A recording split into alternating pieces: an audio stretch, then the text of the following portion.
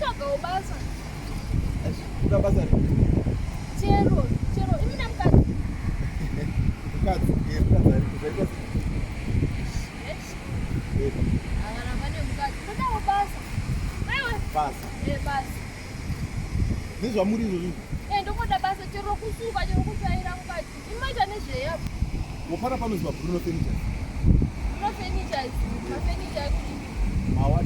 mubhedha masofa mubhedha toda kushandira mubhedha pane mubhedha wandakapisa nemisteki saka naivatatoda mubhedha wavo saka okoda kushanda mondibhadhara ekenjiro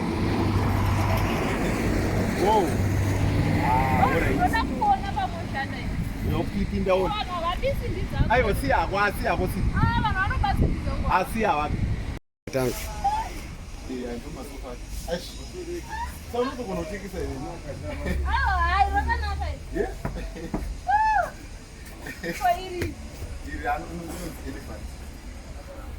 ndoda iri andiobukuda mubhedha here toda iri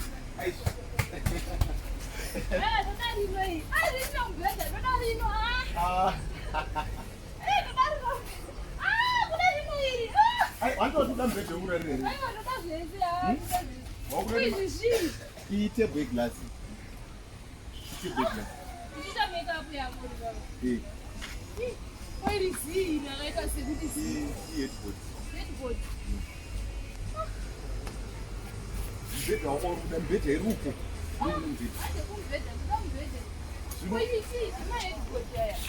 maheadboard zvese maheadboard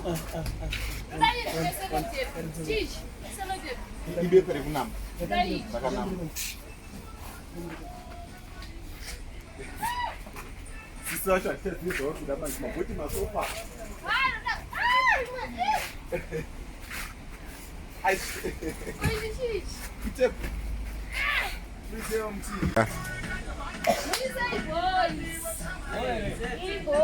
So guys, ndiri kuno kuBruno Furnitures. Guys, kuno kune zvinhu zvakanaka. Vanotengesa masofa, mibhedha yamuri kuona iyi.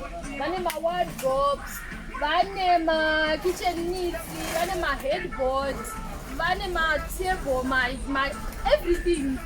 Ndingati chifurniture yese yaunoda kuisa mumba mako vanazvo. Kuno vanowanikwa kuHighland.